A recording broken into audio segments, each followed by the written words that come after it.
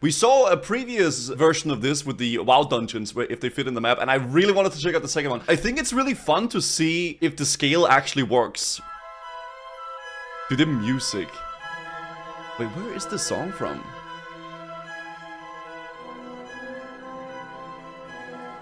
My friends, welcome to episode 2 of our series where we're checking out how or if WoW Classic dungeon models will fit ICC. or align to the real-world continent maps. And this should be a good one. We're going to do the next 7 dungeons, and we're starting off with a really interesting one, Scarlet Monastery. We're going to keep... There ain't no way this fits. This will be all the way out there. The same split-screen view as before, with the WoW export model viewer here on the right, and the map on the left. And Scarlet Monastery is here in Tirisfal Glades, and this first model is the monastery that we come upon before zoning in. And inside you can see it has this sort of figure 8 shaped room that you fight through before choosing one of the 4 wings that you're going to zone into. Fun fact, I don't know if it's like a fact, but like initially I believe that the Scarlet Monastery was actually supposed to be one big dungeon that you were like working your way all the way through. I do think in retrospect it's probably good that they didn't do it like such, but it was supposed to be one big thing basically. And this room really is the key to linking all of these models together. So we're going to go in order through the instance models. First up is the graveyard or the cemetery. In Kata it is. In Kata they added them a little bit together, yeah, but not in the way that it was initially supposed to be made, yeah. Game files. It's got this big spire in the distance that from within the model just looks like the spire of a distant building behind the buildings lining the graveyard. What? And like all 4 instance models, it includes the common figure 8 entry room. Yeah, the dungeon's good. Same process as last episode. We're going to get a good overhead view, take a snapshot like this, and then we're going to save it off to the side. And then we're on to model 2, which is the cathedral. And you can tell I'm not going in the order that you would run these. I'm going in the order that they connect to that common entry room. So here we go. We get our overhead snapshot of this model. Next up is the armory. It's actually a pretty big dungeon when you think about it. Like dungeons, I suppose. And real quick, this is Herod's room. And remember this little spot on the wall because we're going to... That little spot was supposed to lead somewhere else as well. I'll look at it again. Okay, there's our armory model. And last is the library. Arcanist Stone's room is here. Yeah. That freaking librarian, dude. That and freaking I'll correct the orientation on these and line them up. Here are the 4 it's actually wings. big. And all together lining them up using the figure 8 shaped room at the bottom of each. The entire Scarlet Monastery would have looked like this. Yeah, I think you were supposed to... I don't know where you were supposed to start. If it was graveyard, then you would go work your way through the different... It was a pretty sick layout it had initially for that and big, it would mega line dungeon. up on the map like this. And of course, it's far bigger than the single building shown on the main map. And while this is how it should be laid out, this is actually the way the 4 wings are actually laid out when you zone into the instance. And you might know that when you zone in, regardless of which wing you pick, you're always in the same instance as your party. Which is why if you zoned into different wings, you'd still see like your little party members' arrows on the mini-map, but you wouldn't be able to interact with them because all 4 wings are spread out like this. It's kind of immersion breaking seeing it like this a bit, but that's also why they share the same ID. If you go in and kill a boss in Graveyard, you're saved to all of them basically, right? Not, I guess that's more so for hardcore than normal, but still. Okay, last thing about Scarlet Monastery is that the game files also include this model, which is an early unused version of the dungeon from before. That's the one I talked about. This is the one where you're supposed to like, you see you work your way up through here. I guess this is the part of the graveyard a little bit.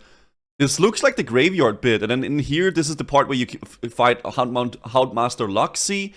I think this is Herod's room, then there's a side bit over there. They were like, basically one mega dungeon. It would be really cool to see, actually, like, see this in like a use case form. Perhaps Classic Plus, who knows? But still. Before they split Isn't it the entrance? Oh, yeah, this might actually be the entrance still, but like, yeah, okay, so you go up here, that's the entrance there, and then you work your way through there. Yeah, you're right. And it does. They reused this monastery for the Scarlet Enclave. Oh! I never did the Scarlet Enclave. Well, fair point. Yeah, I never played that. At that point in SOD, I was kinda like a little bit burned out on the game, so I didn't really get to experience that. But that's cool that they used that. I really like that. It does include elements of the final dungeon that we got. Like here is Herod's room. Yeah, that's sick. Never did Scarlet Enclave, you missed out. Yeah, but at the time when Scarlet Enclave came out, I was kind of burned out on it, man. I just didn't really feel like playing, dude. I don't know. It just wasn't really for me at that point. But maybe at some point I should run it back just to like like see it through. I don't know, it could be fun to maybe just do the dungeon for the heck of it. But yeah. Again, but that spot Rosalino, thank you for the 13 months. that I mentioned before is now a door, because in this version you actually pass through Herod's room after you defeat him and then continue on. And looking at these side by side, you can see the common elements, like this is Houndmaster's courtyard here. Yeah. And that's Herod's room that we looked at. That's sick. And of course, this is the cathedral, which is what was always intended to be the end. Yeah, it's cool. Was it because of OnlyFans? I don't really recall what I was doing at the time. I think it was before I did RuneScape for sure. So if they'd stuck with this, this would have been the SM dungeon. Actually fits a lot better. Map. Still. Okay, so moving along to Dungeon 2, we're again speeding south over the Barrens. You reach the Razorfen dungeons. And on the Kalimdor map, these areas below the thorn canopies are just these empty, flat pieces of terrain. This is kind of funny. I do wonder if this fits, but because you can see the roof here, yeah. And you'd zone into Razorfen Crawl here. And it's full of quillboars that you fight and a cool view of the canopy overhead. Just classic. And so on the map, we're here in Southern Barrens. And on the RFK model, you can see the tunnels from underneath. Oh, really, Killer Dog? And I can actually remove the canopies. Yeah, Crawl might fit. Good look at the partial tunnels. Yeah. I think it actually will fit. Take our snapshot, which lines up with the map, like this.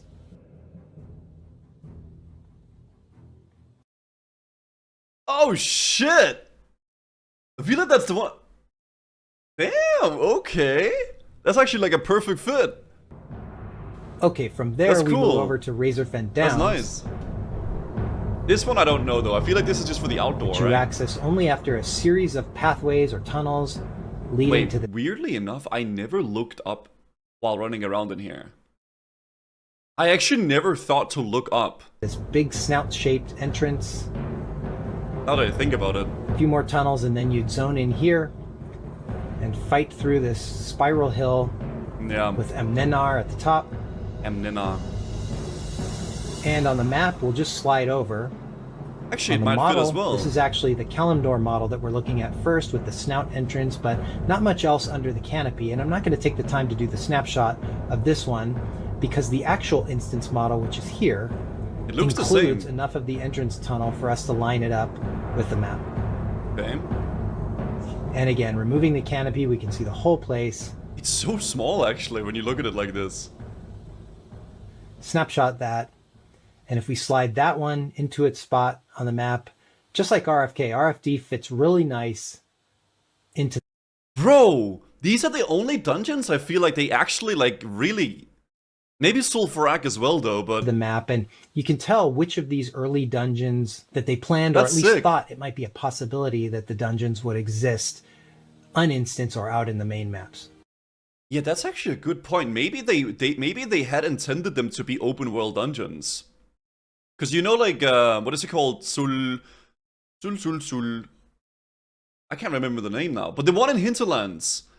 That was supposedly an outdoor... Jintha Alor, not Sul. Just Jintha Alor, yeah. Zul'Farrak, Sul Group, and Anchorage will fit. Yeah, I think so too. Alright. Because, I mean, Zul'Farrak literally is in the open world. Right, moving right along, we are back to Eastern Kingdoms for the next you can dungeon. run out there and run into the dungeon. Here, just south of Loch Modan, in the Badlands, is Uldaman.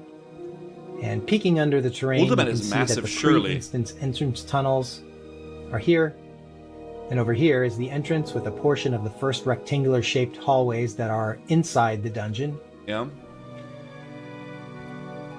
And once you zone in, you see all kinds of trogs and dwarves. Yeah. Uldaman is notoriously one of the longest dungeons, man, where you're leveling.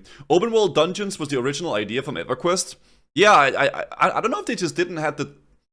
I'm not sure why, but maybe Instance Dungeon was just like...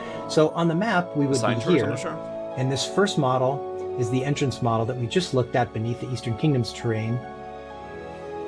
And the most sketcy? Yeah, if you're hardcore, here's they're sketchy those too. First entry hallways that I mentioned, and you can see this dark gray little ring is where we would zone in. So same snapshot view, save that one off to the side. And then here we go with the main instance model. And this place is big. This is a huge model, and you can see it includes one room of the pre-instance cave portion here. Yeah. And there's this same little dark ring that shows where we It's zone so in. big. And then over here is a little cave for the back entrance that I'm going to talk about in a second. Okay. Yeah, the back entrance will not fit at And all. this larger round green room is a double layer area that you actually pass through twice. And the bottom layer is where you would fight Arcades at the end. Okay, so same overhead snapshot. Because the back entrance is like down here where my mouse is right now. It's like down there somewhere. You can see the common features here, which lets us line up the two models like this. An instance here on the bottom, and the instance version on top. And finally, we have the tiny little bit of cave entrance on the map is what lets us scale this and line it up. So there is the pretty freaking full big. Uldaman dungeon. And after me saying the last few dungeons, looked like, yeah, pretty good. And it looks like it would work pretty well. This one is a bit of a mess. You can see it extends far into southern Lochmodan. And the first of two things I'll point out is this here. So here we are back at the main cave entrance. And if we head back out, we're now moving south through the Badlands. And we reach this cave, which is the back entrance. And it actually makes zero fucking sense when you think about it. To this little tunnel underneath with the second entrance portal here. Yeah. And if we zoom out the map just a little bit, at the bottom of the screen, you can see that little cave here. But when you zone in... This makes no sense. I don't know, from a design standpoint, I guess it makes more sense that the back door is in Badlands, but it's still like... What the fuck, you know? It's the ancient Titan magic, yeah. You're up here in the main dungeon model. So, if you ever ran this dungeon and you asked yourself, hey, I wonder if the back entrance really lines up, the answer is no freaking way. It's not even close.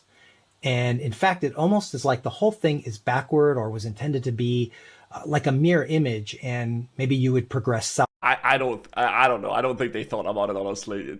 Southeast instead of northwest. Anyway, the second thing I want to mention about this one, back to the comments on part 1. Oh yeah, dude, it could just be like a massive tunnel you're working your way through, but the loading screen is just you, like, missing your character going through that tunnel. Of course. A bunch of you pointed out, like very fairly and correctly, that, I'm only showing a top-down footprint view, and I'm not exploring the 3D height or the Z-axis. And you were saying, what's up? I thought this was going to show me if these instance models would actually fit or if they would pop out of the top of the terrain. It's a really great point. And this one's a good example of, would this round final boss room here actually fit below this pathway that you take south from Lochmodan into the Badlands here? And checking that stuff the right way or accurately would mean exporting these models and their maps into something like Blender and then lining them up. And to be very honest with you, that's a skill issue for me, but it's something that I'm working on showing. So for now, if we go to this spot, but under the map, you can sort of approximate it by looking at the models in the game. Yeah. So here we are again at the pre-instance model where you'd zone in. And you can see we're below the Lochmodan Badlands border here. And if I head over to that pathway from Lochmodan into Badlands that I mentioned, clip back underneath the terrain, I can tell that I'm a bit higher in elevation than where I would have been when I zone in down there. And if we move over to the actual instance model, same spot here. Actually really interesting. Way over here is the final round boss room I'm talking about. And I can tell it's just a bit higher than the entrance area. So it certainly would be close as to whether or not that would pop out of the terrain. And so I know that's not real scientific, but I am looking at it and hope to show proper 3D alignment soon. At least he's honest. Yeah, I respect that. I mean, this one will fit because this dungeon literally is in the game, like outside the thing.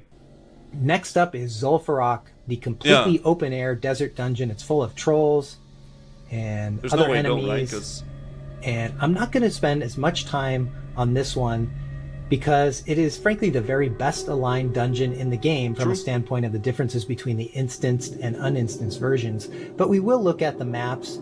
And so when you zone in, you're moving from map 1 Kalimdor on the left to map 209 Zul'Farrak on the right, which you can tell is just a carbon copy of 21 chunks from the Kalimdor map, with a few chunks missing, which ends up being an interesting thing on the actual ZF map.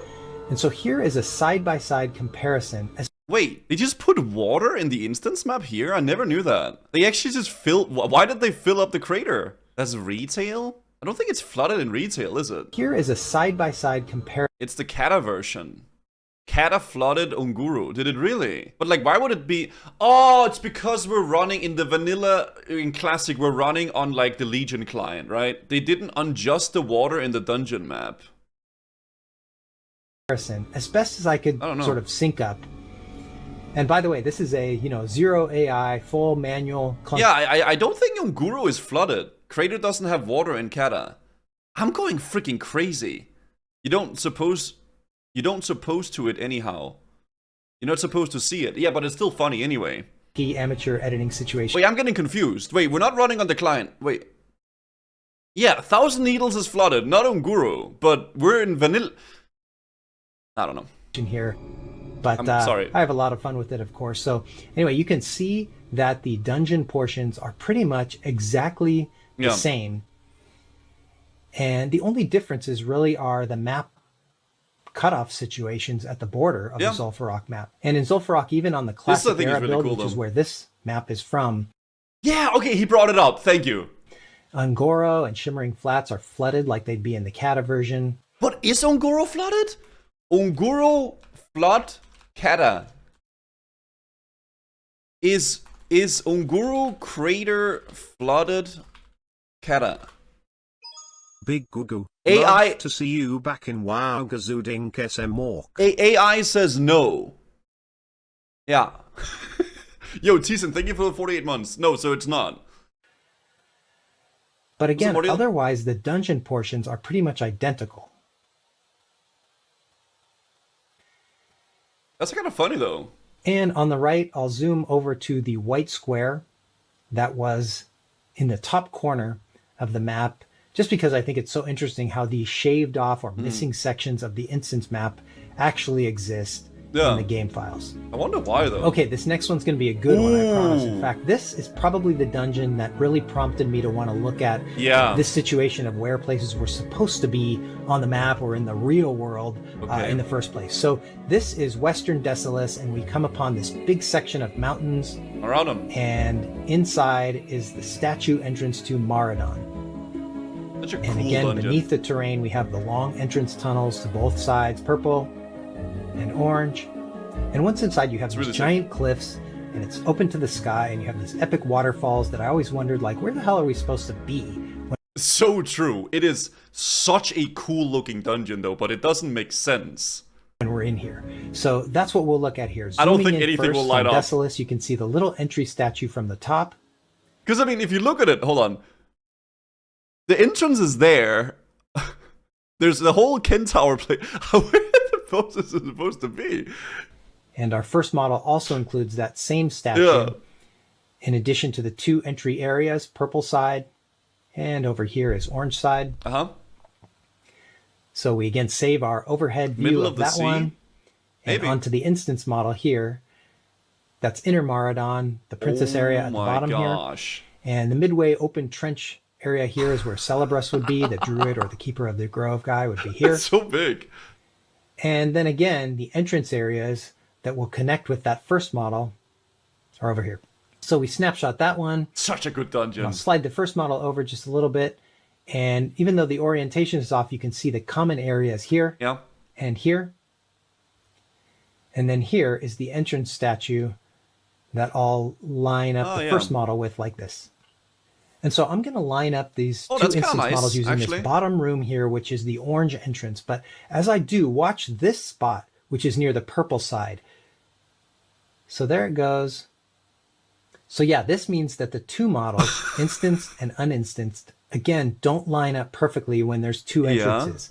But at least this one is much, much closer than Nomargon or the Uldaman backdoor thing that we looked at. And by the way, I'm very aware that the way I'm grabbing these snapshots introduced a perspective issue, right? Because of the way that these are 3D models instead of a true flattened, or I think it's called orthogonal view, where everything would show its exact size. But I also proved this disconnect out with the flattened Maraudon model separately. And in this case, it certainly does not line up.